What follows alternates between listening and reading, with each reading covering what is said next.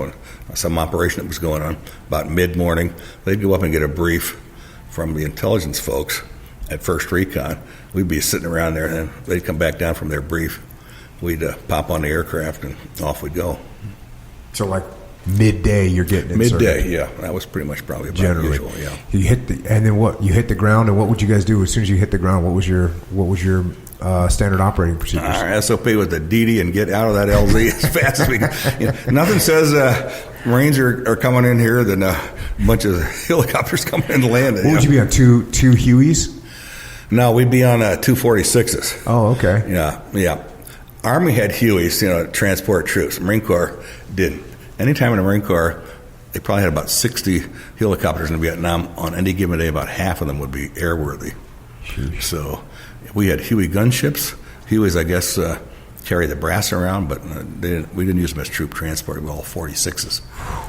So big old 46s. Big old noisy 46s. And then would you guys just, like, we always used to do something which was sit, look, and listen. So, like, we would, go 200 or 300 yards away from the LZ, and then we'd all just stop and just listen. Get down, yeah. Pretty much the same way, yeah. And then would you guys have different areas where you were headed to specifically? We did. We had a patrol route that was pre-planned and an extract point that was pre-planned. Now, patrols rarely went, according to the pre-planning, which the operations shack did. We didn't do that. So they were actually telling you where you were going to go? Where we were going to go in at. But they had a recommended patrol route, which we'd stick to if we could. Couldn't all the time. And then we get out at this point where they had recommended. And again, sometimes it would work, sometimes it wouldn't. What was how often would you guys be contacted by the enemy?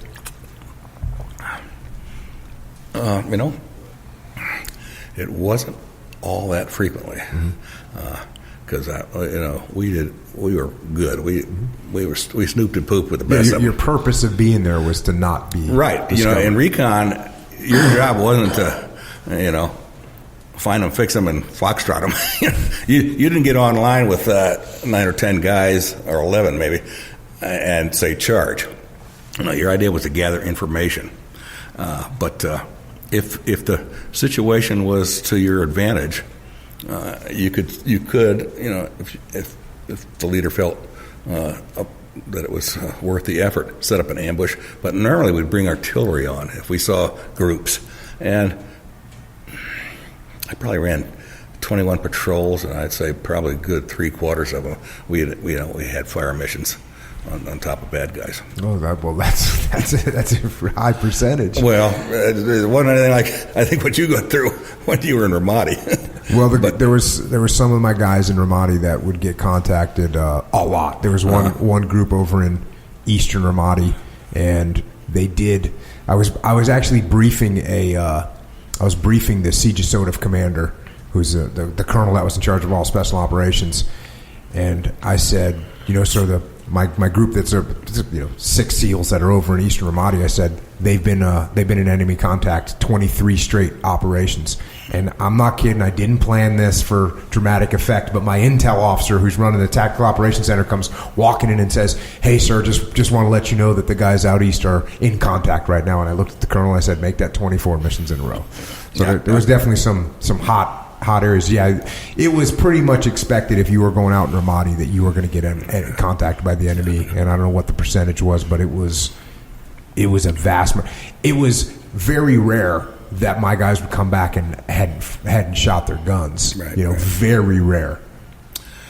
Yeah, but 75. But I also, what was interesting when I came home from that deployment and would talk to some of the Vietnam guys, depending on the platoon, depending on the SEAL platoon in Vietnam, there's guys that shot their weapons on a 6-month deployment, shot their weapons 3 times, 4 times. Yeah. And there's other platoons in Vietnam where they shot their weapons 100% every of the time times. when they went. Yeah. So it all depended on. And my first deployment to Iraq, I think I shot my gun. We got in like 4 or 5 firefights. So really not that big of a deal.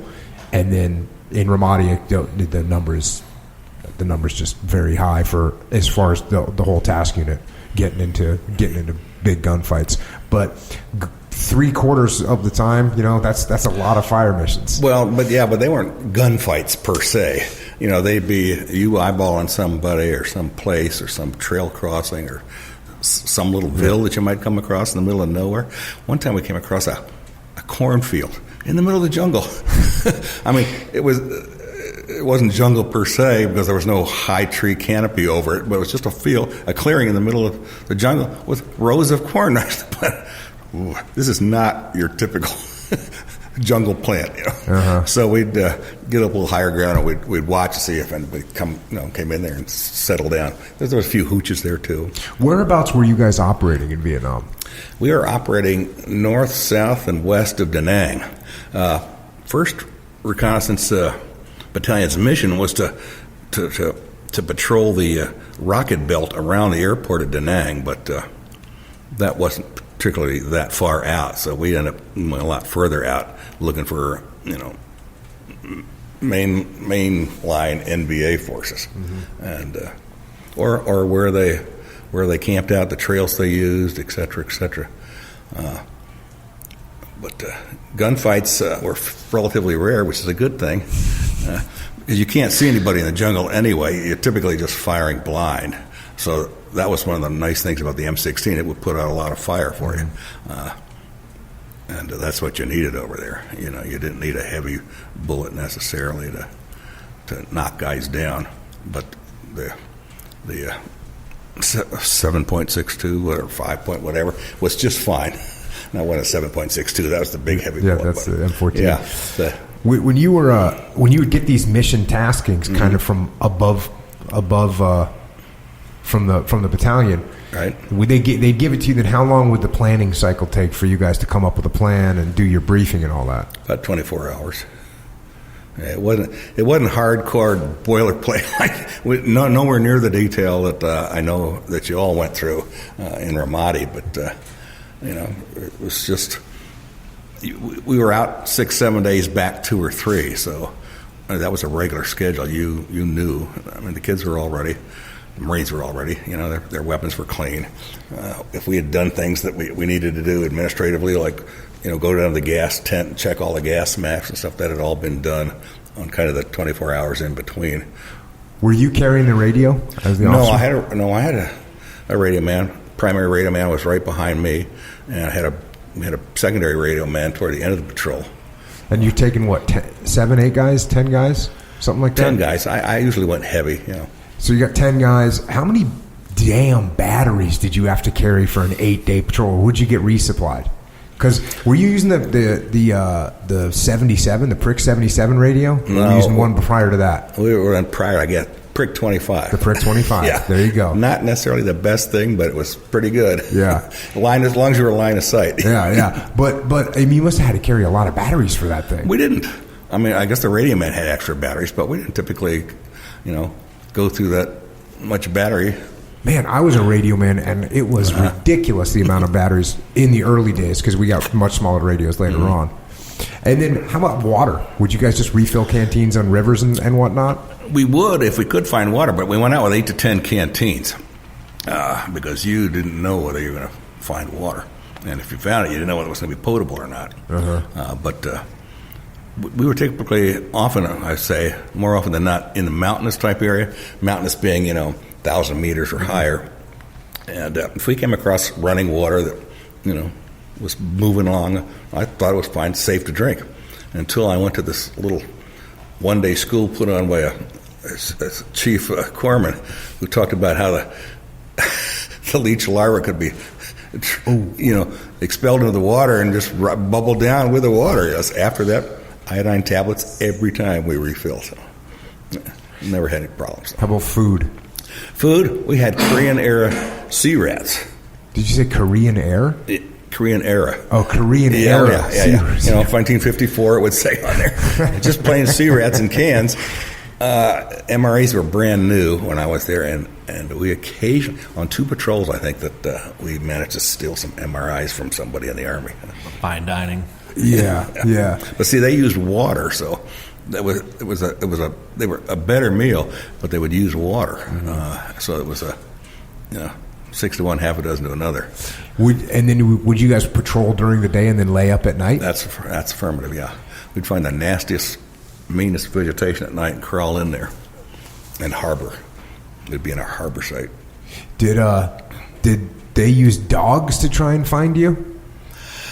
Nope, never saw a dog in Vietnam, or in the jungle anyway. Uh-huh. Apparently, Recon had taken out dogs and handlers in the early days, and the dogs just couldn't handle the heat and the terrain. So the handler would end up carrying the dog out. So that was a...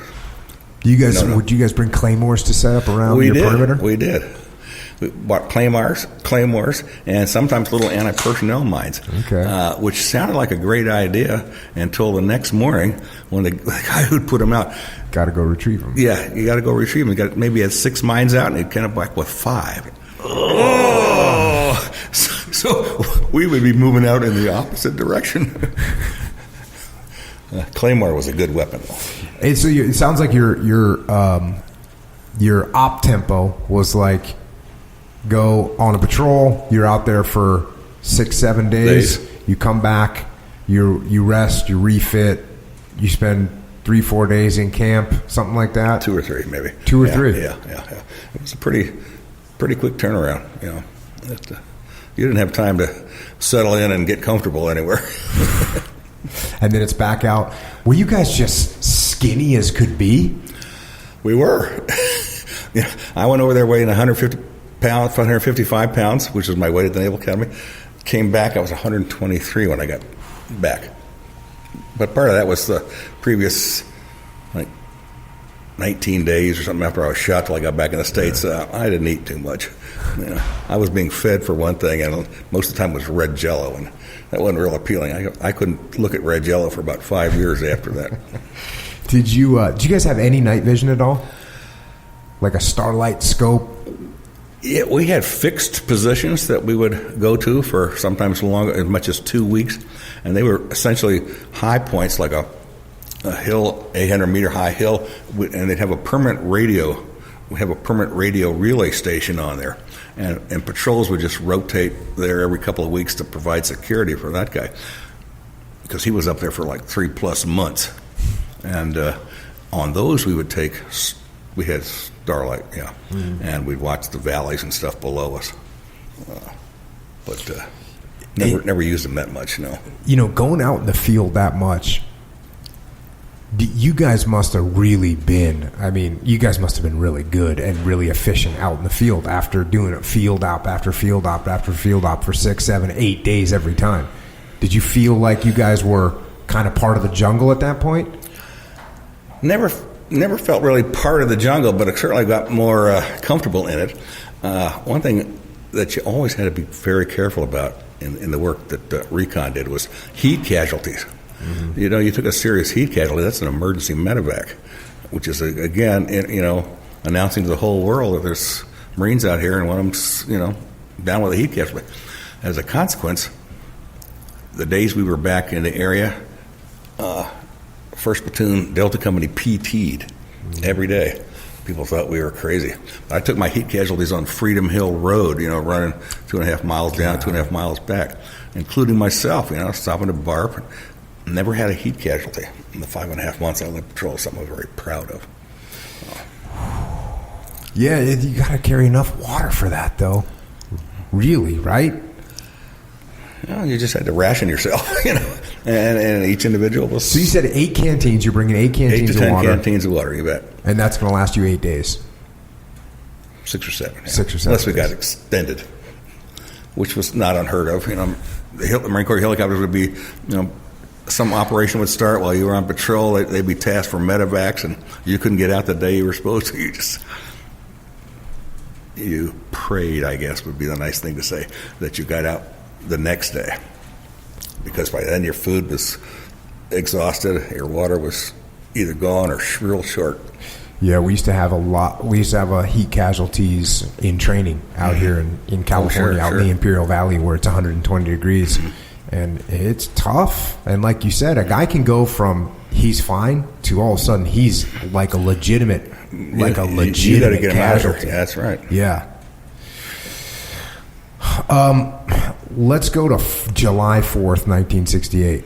What was going into that operation? What was the overall operation that you guys were looking to do?